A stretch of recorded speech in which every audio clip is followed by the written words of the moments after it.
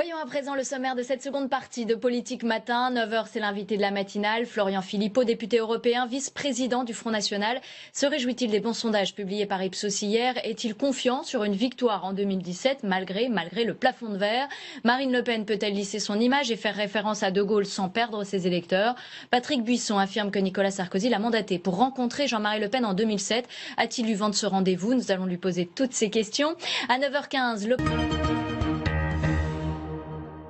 Florian Philippot, bonjour. Bonjour. Vous êtes député européen, vice-président du Front National. Une réaction d'abord aux révélations de Patrick Buisson ce matin. Dans un livre, il affirme que Nicolas Sarkozy l'a mandaté pour rencontrer Jean-Marie Le Pen en 2007. Est-ce que vous avez eu vent de ce rendez-vous? Il parle de valeurs communes avec le FN. Alors non, moi je n'étais absolument pas au courant. Je ne sais pas si c'est vrai, je n'étais pas au courant. Après, Patrick Buisson et Jean-Marie Le Pen se connaissent depuis longtemps, donc nous le verrons bien. Mais moi, je suis arrivé 4 ans après, 4 ans plus tard au Front National, et je crois que Jean-Marie Le Pen est assez secret. Mais ce qui est intéressant dans ce livre, c'est qu'on apprend au passage sur cet épisode que c'est une sorte de confirmation. Les parrainages de maires pour être candidat à l'élection présidentielle sont utilisés comme une arme, en réalité, pour qualifier ou disqualifier un candidat. Qualifier un candidat qui peut vous arranger ou disqualifier un candidat dont vous ne voulez pas. Et donc on apprend que là, il faut donner 50 parrainages. C'est une rupture totale avec... Vous avez toujours eu vos parrainages, finalement, ça veut dire qu'il n'y a pas de consigne particulière. De manière, ça a été, alors ça ne sera pas le cas cette fois-ci parce que nous avons le nombre d'élus suffisant, mais ça a été extrêmement difficile à chaque fois. Et on voit bien qu'il y a une rupture avec normalement ce qui était l'esprit de notre Constitution.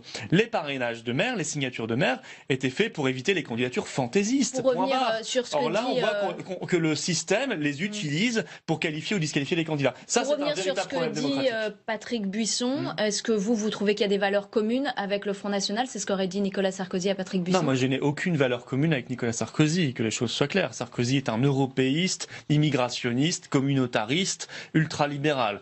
Je suis à peu près l'inverse. Moi je suis patriote, je crois en l'indépendance, en la souveraineté nationale, je suis profondément démocrate. Sarkozy, lui, il annule les référendums comme il l'a fait sur la Constitution européenne. Nous, on veut faire des référendums et évidemment, si on les fait, c'est pour les respecter. Et nous croyons qu'il faut arrêter l'immigration et non pas l'organiser de manière intensive comme l'avait fait Sarkozy. Après, Sarkozy, parfois, utilise des mots en campagne électorale, ça fait 15 ans qu'il fait cela, qui ressemblent à ceux du Front National. Karcher, etc. Bon, il a fait ça en 2005, 2007, il recommence. Ça a marché une fois en 2007 et depuis ça ne marche plus. C'est normal parce que les Français ont vu l'écart entre le discours et les actes. Autre question sur le chômage. Le nombre de demandeurs d'emploi a explosé au mois d'août, plus 50 200, plus 1,4%. On va écouter Myriam El Khomri qui s'est exprimée à ce sujet ce matin. En effet, il y a eu une forme de trou d'air au mois d'août. La tendance depuis le début de l'année était à la baisse du chômage. Pourquoi nous avons eu un trou d'air au mois d'août? Il y a en effet une saison touristique qui a été compliquée dans notre pays au mois d'août. L'hôtellerie, la restauration, les commerces de loisirs ont été impactés.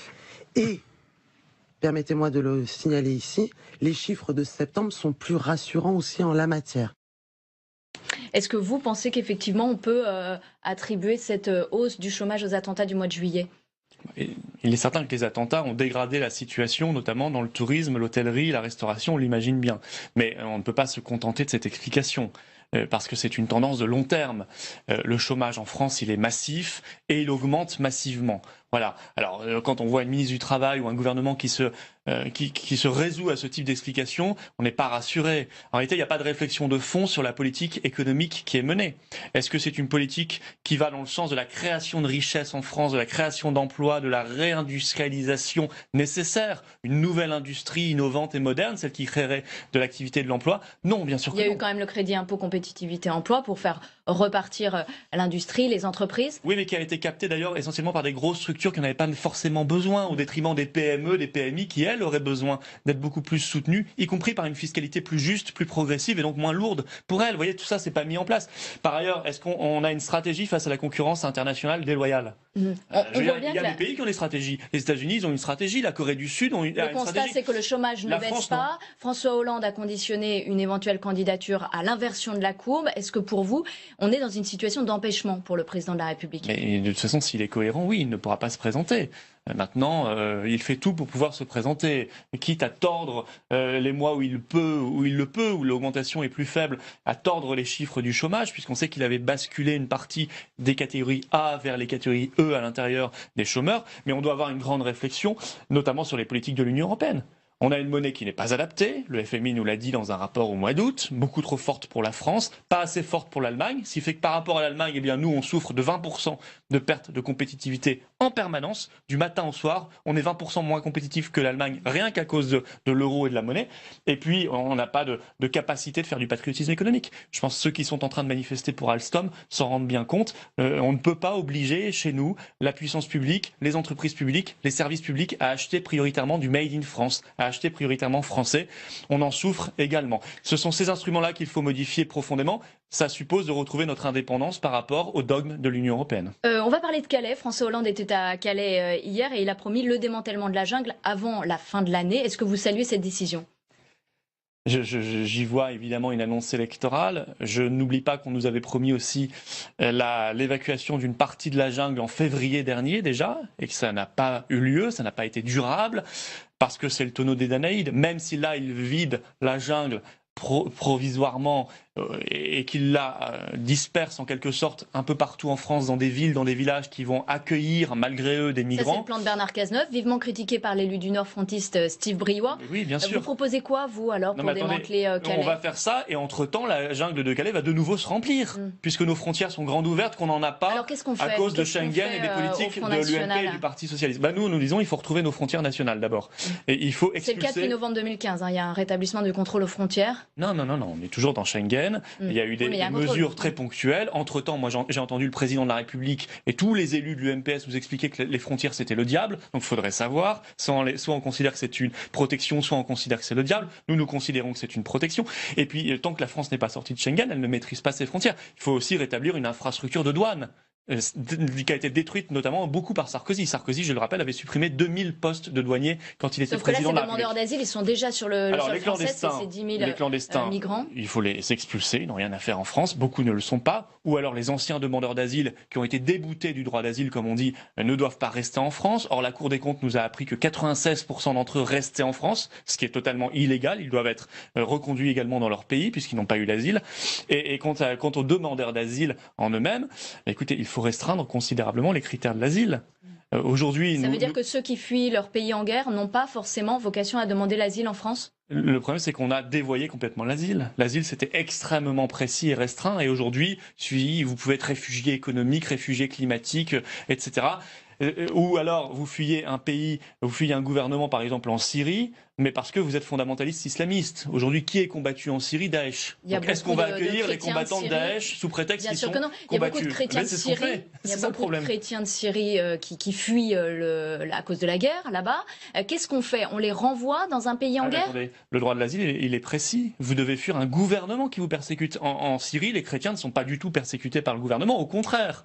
Et s'il y en a bien un qui a beaucoup de défauts, mais au moins protège les minorités, notamment les chrétiens, c'est le gouvernement syrien. Donc on les renvoie dans le pays au risque de se faire tuer. Par l'État islamique et Daesh. Non, moi j'aimerais qu'on puisse les aider là-bas. J'aimerais qu'on puisse investir avec l'ONU dans des campements humanitaires, des campements de réfugiés, beaucoup plus qu'on ne le fait, et que les dossiers d'asile soient traités sur place, mais pas en France. Vous croyez que c'est possible à Alep, par exemple, aujourd'hui, où la ville est complètement assiégée ? On peut parfaitement mettre en place des campements humanitaires pour traiter l'asile, pas forcément à Alep même, mais on peut trouver dans la zone du Moyen-Orient et de la Corne de l'Afrique des endroits où il faudra le faire. De toute façon, il faudra bien qu'on y arrive. On ne va pas arriver à saturation complète en France, à disperser ad vitam aeternam des migrants dans des villes et des villages, dans des communes, des grandes communes, des petits villages, sans que personne soit au courant. Ça pèse sur l'organisation de ces communes, ça a un coût économique et social énorme, et ça crée du communautarisme, ça crée des problèmes avec le voisinage, avec les commerçants. Franchement, moi je trouve que la jungle de Calais, ça n'est pas l'avenir que je souhaite pour la France. Pour être clair, le 24 octobre 2014, Marine Le Pen disait qu'il fallait renvoyer les demandeurs d'asile,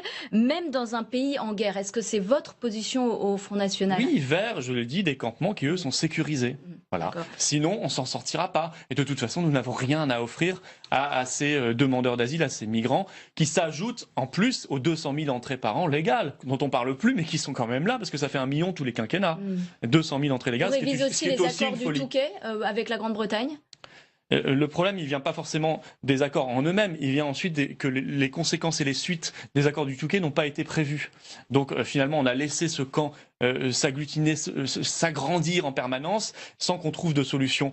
Eux, les Britanniques, ils ont pris une décision, ils ont décidé avec le Brexit de reprendre leur indépendance pour pouvoir gérer leurs frontières, pouvoir gérer leur politique en général, dans tous les domaines d'ailleurs économiques et migratoires. Je crois qu'ils ont bien fait et qu'on ferait bien de s'en inspirer parce que nous sommes soumis là aussi aux décisions supranationales. Dernière enquête hier dans Le Monde, c'est Vipop Ipsos. Marine Le Pen conforte sa place, elle est en tête du second tour de la présidentielle ou à égalité avec Alain Juppé, suivant que Emmanuel Macron est candidat ou pas. Est-ce que vous pensez que cette fois-ci, le FN peut gagner l'élection présidentielle de 2017? Oui, je pense que Marine Le Pen va gagner. Je pense qu'elle va gagner cette élection et qu'elle sera présidente de la République parce que les Français ont compris qu'il y avait un grand choix de société. Est-ce qu'on continue avec les mêmes, avec le président d'hier ou le Premier ministre d'avant-hier? Et pourtant, vous changez ou un est-ce peu votre qu'on stratégie. choisit une politique qui est complètement différente, qui est celle d'un patriotisme assumé mais réel, Et pas pourquoi vous simplement dans changez les de mots comme stratégie, ça alors avant les élections? Pourquoi Marine Le Pen à Fréjus lisse son image, fait référence au général de Gaulle? Ça doit quand même faire fuir des anciens du FN. Mais non, il n'y a pas de changement de stratégie. Il y a l'idée de nous montrer tels que nous sommes. Oui, nous estimons que les valeurs de grandeur, d'indépendance nationale, cette certaine idée de la France dont parlait le général de Gaulle, sont des valeurs modernes. Qu'aujourd'hui, on a plus que jamais besoin d'être indépendant si on veut affronter les grands défis qui sont ceux du monde actuel. Ça n'a jamais été les références de Jean-Marie Le Pen, par exemple. Mais c'est pas le problème. La candidate, c'est Marine Le Pen. Bon, ça vous c'est le même parti. Ça vous a pas échappé? Non, c'est plus le même parti puisqu'il a été exclu du Front National. Oui, mais en août 2015. C'est quand même le Front National. Ouais. Peu importe, les choses évoluent, les choses changent. Et il se trouve que nous sommes aujourd'hui absolument persuadés que ces valeurs de résistance qu'incarnait le général de Gaulle, d'indépendance, de grandeur, sont des valeurs modernes. Et nous considérons, si vous voulez, que les Français en ont marre des imposteurs. Ceux qui viennent leur faire des discours électoralistes quelques mois, quelques semaines avant les élections, qui font toujours les mêmes discours, sont toujours les mêmes d'ailleurs, et qui, une fois au pouvoir, les trahissent consciencieusement. Les Français en ont marre. Ils veulent une solution alternative, une proposition alternative, c'est celle de Marine Le Pen, y compris sur des sujets comme l'école. Vous savez, on a fait une convention présidentielle sur l'école et l'enseignement supérieur la semaine dernière.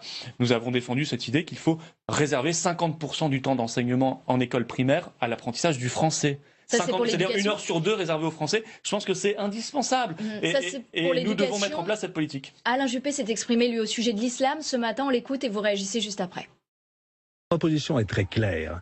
Je pars du principe qu'il y a des Français musulmans qui acceptent les lois de la République. Ils sont d'ailleurs, si on en croit l'étude récemment publiée, les 2/3 des Français musulmans. Et bien cela, il faut avec eux conclure un acte solennel sur les grandes valeurs de la République et sur ce que nous entendons, nous, républicains, par la laïcité. Et puis, il y a une minorité très importante, c'est vrai, presque un quart, qui sont à côté des valeurs de la République, qui sont pour la polygamie, pour la charia, etc. Eh bien, il faut leur faire clairement comprendre que ça n'a pas de place en France. L'islam est compatible avec la République, Florent Philippot? Mais c'est si vous voulez, parlons-nous à des citoyens. Moi, je suis pas islamologue, je suis pas théologien. Donc, à partir du moment où il y a des Français musulmans, et on le sait qu'il y en a, heureusement, qui respectent les lois de la République, cela prouve qu'on peut parfaitement pratiquer l'islam et en même temps être dans les clous de la République française. Respecter les lois, faire de la femme l'égale de l'homme, respecter la dignité de la femme et la dignité de l'homme. Et c'est un modèle qui doit être généralisé. Alors, Alain Juppé nous dit, oui, il y a un quart qui ne respecte pas cette vision des choses. Ce quart qui ne respecte pas. C'est énorme, ça veut dire plus d'1 million de personnes, probablement. C'est à peu près 28% des musulmans. Alors qu'est-ce qu'on fait? D'abord, on fait respecter la loi. On explique à ces gens-là qu'il n'y a pas à discuter. On n'est pas là pour négocier avec eux ou quoi que ce soit. Point barre, il y a une loi de la République. Vous la respectez comme n'importe quel autre citoyen français, que vous soyez musulman ou pas. Vous devez respecter la loi de la République. Vous devez respecter la femme. Vous ne devez pas considérer que la femme est un objet qu'on devrait masquer dans l'espace public en l'ensevelissant sous tel ou tel vêtement. Indigne. Voilà, je pense que on supprime le voile dans tout l'espace public. Mais c'est pour ça qu'il faut pas simplement avoir ce discours une fois qu'Alain Juppé a dit ça, il a dit quoi? Il n'a rien dit. Je veux dire, il faut d'abord dire on arrête d'aggraver le mal en arrêtant l'immigration, parce qu'on sait bien qu'en faisant l'immigration massive, on importe de l'islamisme, et on crée des poches islamistes dans nos quartiers et même parfois dans des petits villages de plus en plus. Et ça n'est pas tolérable, donc il faut arrêter l'immigration. Et par ailleurs, il faut avoir une vision revendicative de la laïcité aujourd'hui. Donc il faut accroître la portée de la laïcité républicaine et non pas simplement être en défensive, considérer qu'on doit interdire les signes religieux ostensibles, comme le fait déjà la loi de 2004 pour l'école, dans l'ensemble de l'espace public. Parce si on qu'aujourd'hui, traverse l'Atlantique, c'est à la République d'avancer et non pas simplement de regarder un peu comme on le fait tous les 5 ans lors des élections, les choses se dégrader et dire « Ah bah demain ça ira mieux ». Non, demain ça n'ira pas mieux si on ne change pas radicalement de politique d'immigration et de politique de laïcité. Aux États-Unis, Donald Trump dit qu'il faut expulser les musulmans. Vous approuvez cette vision des choses? Non, je viens de vous expliquer l'inverse. Je viens de vous expliquer qu'on pouvait parfaitement. C'est qui votre candidat alors aux États-Unis? Je suis pas américain. Ça vous a pas échappé? Hier, Nicolas Sarkozy a dit qu'il voterait Hillary Clinton. Oui, parce que c'est sa copine. Ah. Oui, lui, il raisonne en copain-copine. Mais vous, Hillary Clinton, vous trouvez que c'est une bonne candidate pour l'Amérique? Sarkozy pourrait voter pour le roi d'Arabie Saoudite ou l'émir du Qatar s'il fallait, parce que ce sont ses copains. Il les reçoit, il fait des conférences pour eux, etc. Vous n'avez pas de préférence, vous, dans ce débat? Nous, on est libre et on regarde simplement ce débat du point de vue français. Donc les Américains choisiront selon leurs propres débats, qui sont parfois très éloignés des considérations françaises. Mais du point de vue de la politique... Votre sensibilité ne va pas davantage vers Donald Trump qu'Hillary Clinton? Non, moi je pense que Clinton est dangereuse pour la France. Pour la France. Pourquoi? Parce que déjà, elle veut le traité transatlantique. Vous savez, celui qui nous met des OGM dans les assiettes, du bœuf aux hormones américains. Moi, je n'en veux pas. Et il se trouve que Trump arrêterait les négociations sur le TAFTA. François Hollande aussi, oui. Non, François Hollande n'en a pas le pouvoir. Oui. Non, là, on parle d'un vrai président. Nous, le président n'a plus le pouvoir de le faire. A refusé le TAFTA. Et qu'est-ce que lui a dit Juncker? Que lui a dit l'Union européenne? Que lui a dit l'Allemagne? L'Union européenne lui a dit on continue. On continue parce que vous n'avez plus le pouvoir, vous l'avez transféré à la Commission européenne. C'est elle qui a le pouvoir de négociation commerciale. Donc au moins Trump, donc Trump au moins Trump, il arrête cet épouvantable traité OGM. Donc je trouve que c'est meilleur pour l'intérêt des Français. Et puis sa politique étrangère est plus raisonnable. Il veut discuter et dialoguer notamment au Moyen-Orient, notamment avec la Russie, alors que Clinton a quand même le bombardement facile. Je ne pense pas que le bombardement arrangera les choses. Merci Florian Philippot d'avoir été avec nous ce matin, député européen, vice-président du Front National. Très bonne journée à vous. Bonne journée à vous, merci. Et Hillary Clinton se sont affrontés pour un premier duel télévisé aux États-Unis. L'émission attendue par 90 millions d'Américains. Ont-ils été à la hauteur? Qui a gagné ce premier débat? On en débat tout de suite dans Ça fait l'actu. Avec mes invités, Laurence Nardon, responsable du programme économique d'Amérique du Nord à l'IFRI. Installez-vous, je vous en prie. Et Christian Mallard, bonjour, vous êtes consultant diplomatique international pour I24 News. Alors, il y a eu... Et CNN. Et CNN, pardon. Il y a eu d'assez vifs passes d'armes hier entre les candidats, Hillary Clinton, Donald Trump. Ils se sont accusés tour à tour de manque de transparence. On les écoute d'abord. Je publierai ma déclaration d'impôt contre la volonté de mon avocat quand elle publiera les 33 000 emails qui ont été supprimés. Dès qu'elle les publiera, je publierai ma déclaration d'impôt. Il me semble que c'est quelque chose que les Américains méritent de voir. Et je n'ai aucune raison de croire qu'il publiera un jour sa déclaration d'impôt parce qu'il cache quelque chose. La question est, si jamais il s'approche de la Maison-Blanche, quels seraient les conflits d'intérêts? À qui doit-il de l'argent? Alors c'était un débat assez musclé. Laurence Nardon, qui a gagné pour vous ce duel? Est-ce qu'il y en a un qui a pris de l'avance sur l'autre? Alors, moi je trouve que ce débat, c'est quand même plutôt bien passé pour Hillary Clinton. En le regardant, ça paraît évident. Et ensuite... L'autre chose intéressante, c'est que immédiatement la presse et les commentaires sur les réseaux sociaux ont été également dans ce sens. Vous savez, quand il y a un débat, il y a la réalité du débat et il y a ce qu'en disent médiatique, les médias et les observateurs après. Et là, les deux vont dans le même sens. Le New York Times ce matin a l'air de dire que c'est elle qui a gagné ce débat. Le New York Times qui a pris position pour Hillary Clinton. De même que le Washington Post, oui. Et pour vous, Christian Mallard, il y a un gagnant, il y a un perdant? Non, moi je pense qu'elle a gagné. Elle a gagné, elle a montré qu'elle était bien préparée, concentrée, qu'elle était expérimentée. Et puis, elle lui a quand même damé le pion. Moi j'ai vu en face d'Hillary Clinton, j'avais l'impression d'avoir, vous savez, on a une expression française, un chien qui va dans un jeu de quilles, qui allait dans tous les sens. Des propos parfois décousus, incohérents, erratiques. Elle l'a laissé venir, elle l'a piégé, il s'est piégé tout seul. Et c'est vrai que là, elle a marqué des points. En fait, ça a conforté un peu les images qu'on avait des deux candidats, une femme plutôt sérieuse, une femme de dossier, est un homme un peu incontrôlable, on Une pourrait bonne dire. élève de dossier, une bonne élève. Oui, lui est apparu effectivement comme ce personnage un peu incontrôlable, faisant des phrases, enfin ne faisant pas des phrases d'ailleurs. Enfin, son discours est vraiment très et répétant très des décousu. slogans de campagne. Il avait besoin de marteler ses messages aveuglément et en même temps, il ne répondait pas aux questions. Je ne sais pas si vous avez... Lester Holt lui posait des questions, il ne répondait pas.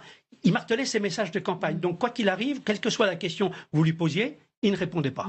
Et elle est apparue meilleure que prévu, d'une certaine manière, parce qu'elle est toujours un peu scolaire, elle n'a pas un charisme terrible. Non. Mais là, j'ai trouvé qu'avec sa tenue rouge et manifestement, elle s'est refait des mèches avant le débat. Elle était plutôt en forme et elle a eu des bonnes réparties. Oui, alors justement, on va l'écouter puisque Hillary Clinton, on peut le dire, a attaqué d'emblée son adversaire. On écoute ce passage. Il a réellement lancé sa carrière politique en se fondant sur des mensonges racistes, en disant que notre premier président afro-américain n'était pas un citoyen américain. Elle a attaqué Donald Trump. Elle a fait du Trump finalement. Elle lui reproche des mensonges, sans doute. Sans doute, c'est-il mentir aussi. Il ne faut pas oublier que Hillary est très bonne manipulatrice, menteuse aussi, sur ses emails, sur son état de santé, dans la façon dont elle a traité la presse l'autre jour. Alors justement, c'est elle qui a voulu porter d'abord le premier coup. La meilleure défense, c'est l'attaque, c'est ce qu'on dit. La meilleure défense, c'est l'attaque. Moi, je l'ai trouvée plutôt bonne, en effet. Et puis, elle a eu ses propos. Je crois que je vous rejoins quand vous dites qu'elle a eu des réparties très intéressantes. À un moment donné, elle dit « Les mots ont leur importance quand on est candidat à la Maison-Blanche ». Et en effet, je crois que les mots étaient beaucoup plus du côté d'Hillary Clinton hier soir, que du côté de Donald Trump, que j'ai trouvé en effet Elle faisait plus présidentiable. Plus présidentiable. Oui, moi ce que j'ai trouvé intéressant, c'est que hier on voyait ce qui s'est passé pendant toute la campagne, c'est-à-dire que effectivement Hillary Clinton, depuis 30 ans qu'elle est dans le business public, parfois effectivement il y a un petit peu des approximations avec la vérité, on se demande où elle veut aller, etc. Il y a des choses qui sont pas complètement nettes, mais on est bien d'accord que le niveau de mensonge que pratique Trump est sur un autre plan, c'est-à-dire que lui peut dire vraiment des choses qui sont factuellement complètement fausses. Hier, il a répété qu'il avait dit qu'il n'avait pas dit qu'il était pour la guerre en Irak, alors qu'on a des vidéos où on l'entend le dire. Et donc, il est dans un plan du mensonge qui nous fait vraiment basculer, nous, collectivement, dans ce qu'on appelle la politique post-vérité. Il y a un débat en ce moment sur l'avènement d'une politique post-truth, entre guillemets, une politique où des populistes, démagogues, etc., peuvent vraiment littéralement raconter n'importe quoi et finalement ça ne gêne pas vraiment leur base électorale qui continue à les plébisciter. Ce qui est intéressant après ce débat, et vous disiez tout à l'heure, on le disait, c'est que les premiers sondages donnent quand même une large avance à Hillary, surtout CNN, 62-27. Je pense qu'à l'échelle nationale, on n'aura peut-être pas cet écart, mais ce qui sera intéressant de voir, c'est voir comment les indécis vont réagir. On disait qu'il y avait 20 à 21% d'indécis, et d'après ce qu'on a vu sur CNN ce matin avec des indécis de Floride, ils étaient toujours indécis. C'est ça qui m'étonne, parce que quand même, on attendait Trump et on a vu Hillary. Moi, je crois que c'est ça qu'il faut voir. Alors Trump, il a quand même attaqué sur les emails et puis il a attaqué Hillary Clinton sur le terrain personnel et évidemment sur sa santé. On écoute cet extrait. Elle n'a pas l'allure, elle n'a pas l'énergie. J'ai dit qu'elle n'avait pas l'énergie. Je ne crois pas qu'elle ait l'énergie. Pour être président de ce pays, il faut une immense énergie. Elle a fait oublier ses problèmes de santé ou ça a ressurgi dans cette émission? Non, parce qu'elle a très bien répondu après, vous avez coupé un petit peu trop tôt, parce que il a conclu en disant qu'elle n'avait pas non plus de tempérament et on la voit sourire de manière éclatante et détrompant ainsi. Le sourire un peu moqueur quand même, parce qu'elle l'a laissé venir, elle voyait qu'il s'empêtrait dans ses contradictions, qu'il allait dans tous les sens. C'était du pain béni pour elle. Moi, j'avais l'impression vraiment que l'autre a déroulé le tapis. Donc, elle a redoré son image à la fois sur le plan des affaires et puis sur le plan de la santé, de son état de santé, en fait, qui quand même inquiète les Américains. Maintenant, il faudra voir ce que l'Amérique profonde dit. Parce qu'il a fait des allusions à plusieurs moments en disant l'état de l'économie, c'est pas bon, et il citait les États qui peuvent basculer d'un côté comme de l'autre, l'Ohio, la Pennsylvanie, le Michigan. C'était très politique, de façon très ciblée. Maintenant, il faudra voir comment les Américains réagissent après ce débat. On aura d'autres sondages, on aura une moyenne nationale, mais quand même, globalement, si les gens ont du bon sens, ils doivent reconnaître que Hillary Clinton a pris une option. Je dis bien une option, parce que rien n'est sûr, tout peut se produire d'ici le 8 novembre. Il y aura encore deux autres débats. Deux autres débats. Et le prochain, d'ailleurs, n'est pas dans ce format où ils sont à deux face à un journaliste. Ce sera un format town hall, c'est-à-dire qu'ils sont tous les deux face à une foule, enfin bien contrôlée, qui pose des questions. Et là, Trump est bien meilleur en public. Elle n'a pas beaucoup de charisme. C'est ce qu'on lui reproche, effectivement. Vous vous souvenez de ce fameux débat town hall avec le public choisi, comme vous disiez, avec Bush père et Bill Clinton, quand Bush regarde l'heure comme s'il s'ennuyait, et là il a tout perdu. Il s'ennuyait, il était là. Historiquement, un débat comme ça peut faire basculer une élection? Ça peut modifier la vision, ça peut modifier la vision et le vote des gens. Faire gagner une élection, peut-être pas, mais là ce soir, il n'y a pas eu de coup majeur, il n'y a pas eu de chaos. Elle a gagné au point. Gagné au point. Oui, ça peut modifier marginalement, donc c'est pas énorme. Ceci dit, nous sommes dans une élection au coude à coude, donc cette marge peut suffire à... Ça veut dire qu'aujourd'hui l'élection est très ouverte encore aux États-Unis. On peut vraiment pas dire que l'avance d'Hillary Clinton peut se confirmer. C'est-à-dire que depuis des mois, on voit l'avance d'Hillary Clinton se réduire inexorablement, donc ce qui est quand même très inquiétant pour le camp démocrate. Et puis ensuite, il y a une difficulté de lecture de ces sondages, puisque c'est souvent des sondages nationaux, alors qu'on a affaire à une élection dans 50 États. Au suffrage direct, et donc il faut voir les swing states. Le suspense est donc encore total et vous viendrez certainement nous en reparler puisqu'il reste encore deux débats aux États-Unis à suivre entre ces deux candidats. Merci à tous les deux, Laurence Nardon, responsable du programme Amérique du Nord à l'IFRI, et Christian Mallard, consultant diplomatique international pour i24 News et CNN. Retour en France à présent avec la campagne présidentielle.